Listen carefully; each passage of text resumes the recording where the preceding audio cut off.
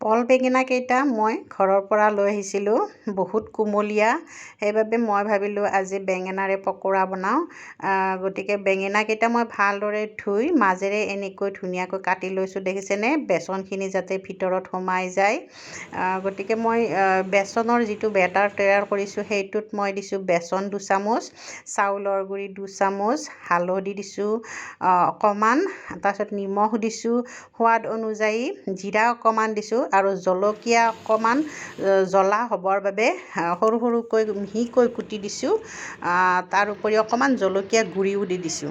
বেচনৰ বেটাৰখিনি মই আধা ঘণ্টা আগতে ধুনীয়াকৈ গুলি থৈ দিছিলোঁ।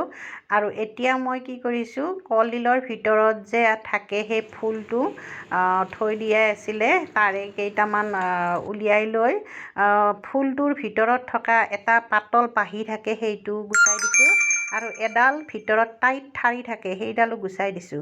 দি বেটাৰখিনিৰ লগত ধুনীয়াকৈ মিক্স কৰি তাৰো দুটামান পকৰি বনালোঁ। বহুত ভাল লাগে খাবলৈ।